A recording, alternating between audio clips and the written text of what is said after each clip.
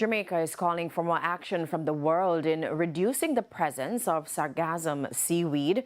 The seaweed smothers marine life, impacts tourism and other ecosystems due to a rotting smell. This has become a major issue in the country in recent years.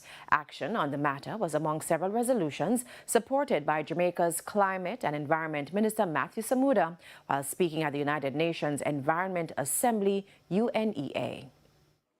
UNEA 7 therefore presents another opportunity for us to demonstrate collective will in identifying and promoting sustainable and innovative solutions that will result in a resilient planet for all.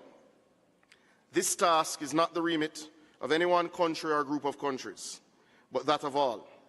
Hence, the decisions that we take at UNEA 7 must be inclusive and cover the gamut of climate and environmental issues. For those reasons, Jamaica wishes to add its voice of support to the following resolutions: strengthening the role of UNEP, strengthening global response on the massive influx of Sargassum seaweed blooms, and of course accelerating global action to promote climate resilience and coral reefs.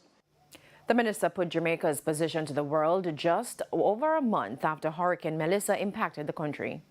He stressed to the world that Jamaica's climate-related issues stretch well beyond the hurricane's landfall. This would be bad enough even if it was an isolated incident. But over the last 4 years, Jamaica has experienced 2 tropical storms, Category 4 Hurricane Beryl, and now Melissa.